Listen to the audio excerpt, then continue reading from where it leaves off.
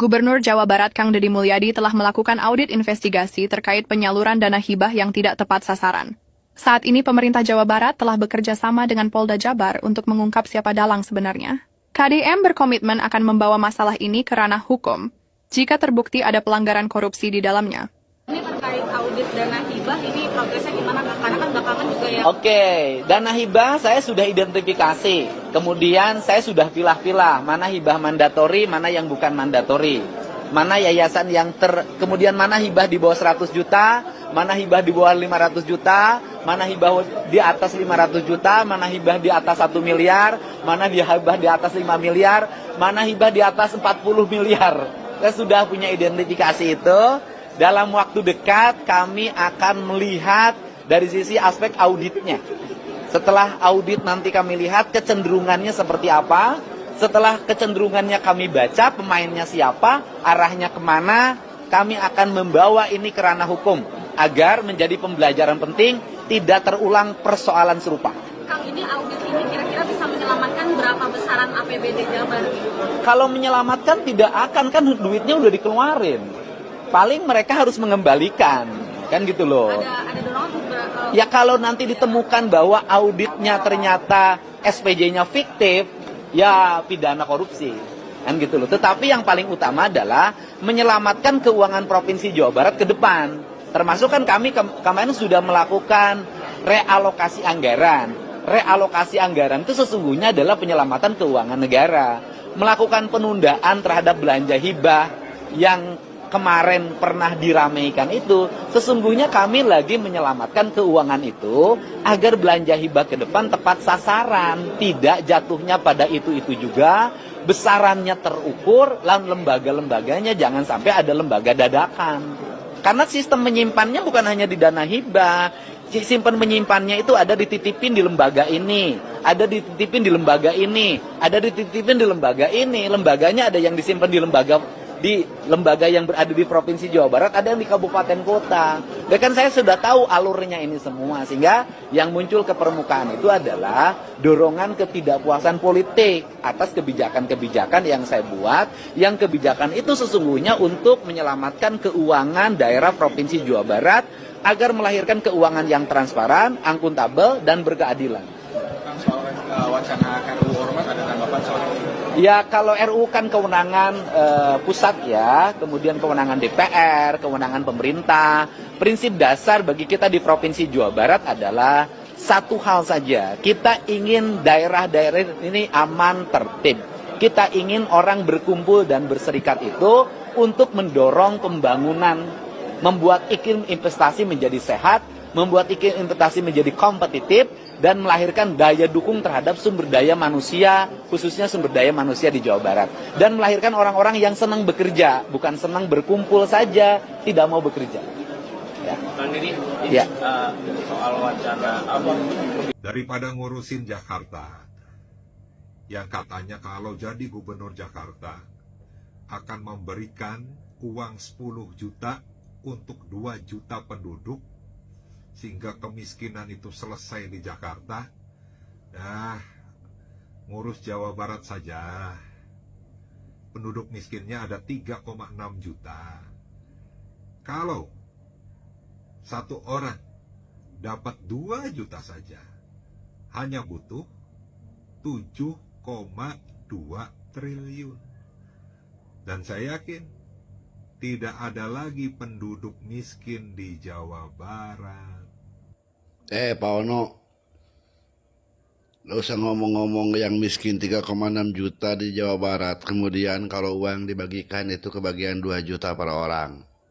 Tidak ada lagi orang miskin. Nggak usah ngomong gitu. Kenapa Mang Ono, kalau memang tahu itu, kok yang diperjuangkan malah yang 1,7 triliun dana hibah harus kembali ke penerima? Kita ini masyarakat tidak bodoh semua. Saya pribadi tahu penerima dana hibah itu adalah itu aja. Orang-orang yang punya kedekatan sama DPR. Tahu saya.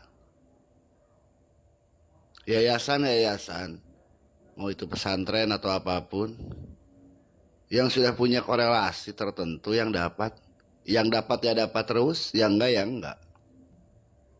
Kalau memang yang diperjuangkannya rakyat miskin, kemudian harus dapat 2 juta per orang di Jawa Barat, Mang Ono jadi pahlawan. Kang Deddy Mulyadi menyebutkan bahwa sebentar lagi warga Jawa Barat tidak bisa memakai fasilitas BPJS Kesehatan. Kenapa tidak bisa memakai BPJS Kesehatan?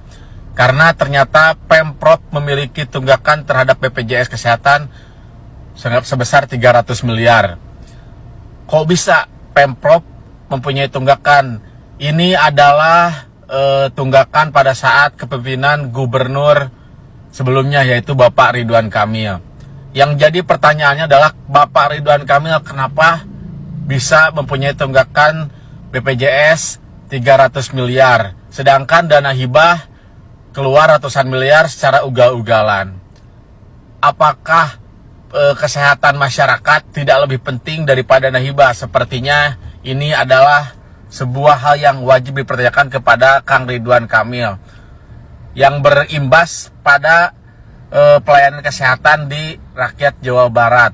Nanti kalau misalkan ada yang tidak dilayani sampai meninggal, nih siapa nih yang akan bertanggung jawab? Apalagi nih buat para orang-orang yang dapat dana hibah kemarin nih, kalau yang meninggal, yang tidak dilayani nih dosanya pada ditanggung ya tuh. Masa orang-orang yang mengerti agama tapi makan uang kesehatan warga Jawa Barat?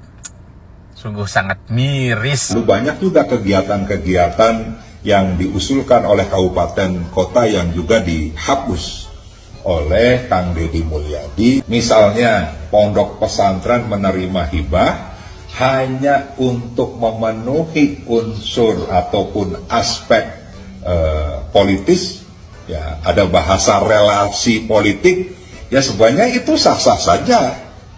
Justru hal itulah yang menjadi bahan evaluasi Kang Deddy Mulyadi. Jangan sampai karena ada relasi politik, yayasan-yayasan yang dapat dana hibah dari Provinsi Jawa Barat hanya itu-itu saja. Apakah Pak Ono tahu ada satu yayasan di Tasikmalaya yang mendapatkan dana hibah sampai 30 miliar?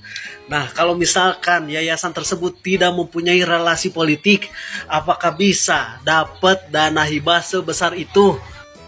Nah, yang jadi pertanyaan, ketika dana hibah itu menjadi masalah dan menjadi produk hukum, apakah relasi politiknya akan ikut bertanggung jawab? Ya, keselak 30 miliar. Salah sahiji ulama ti Garut nyaeta pangarsa Ceng Mujib nyarios kieu. Yen KDM tos di framing yen salah sahiji gubernur Jawa Barat musuh Islam. Gubernur Jawa Barat musuh pasantren, terus perhatian ke pasantren gitunya. Terus deui lamun pasantren turun ke politik eta salah, malah disimpulkan ku Ceng Mujib. Lamun bener gubernurnya nyarios kitu, eta gubernur tolol, eta gubernur bloon, eta gubernur kurang ajar.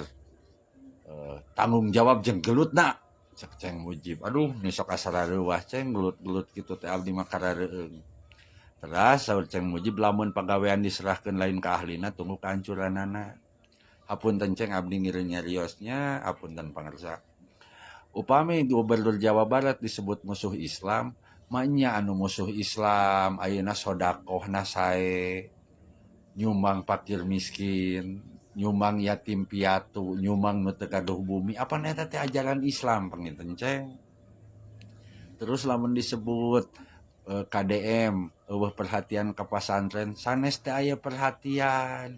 Panginten kumargi kamari dana hibah ka pasantren awut-awutan teu puguh ujur puhuna, wajar pami bade dibebenah panginten sanes anti pasantren panginten Ceng. Terus deui dugi ka disimpulkeunnya gubernur tolol bloon. Aduh Ceng, abdi nu bodoh, pan Rasulullah teh diturunkeun ka alam dunya teh kanggo nyampurnakeun akhlak manusia.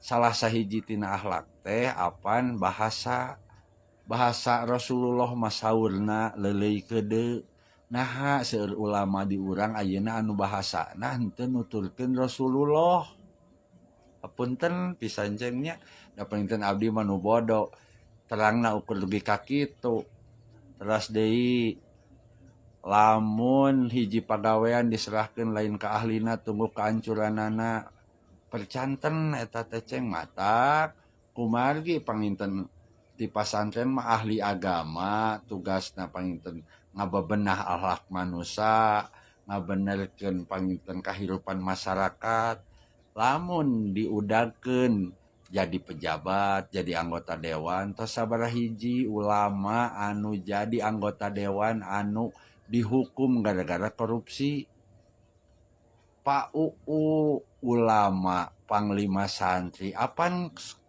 kenging dana hibahna ge puluhan miliar ka yayasana terus dana hibahna nu sanesna awut-awutan Gus Yakut Menteri Agama ulama dana haji awut-awutan tah bilih kitu panginten jadi turun harkat darajat ulama teh da seueur anu teu kiat ku artos mah geuning ceng maksudna teh panginten saur abdi nu bodo sapertos kitu hapunten pisan ceng Mujib pangersanya abdi sanes teu hormat ka ulama hormat pisan abdi teh mung wajar panginten ceng Mujib ngeliti KDM abdi panginten masyarakat gaduh pendapatnya lira hapunten pisan pangersa assalamualaikum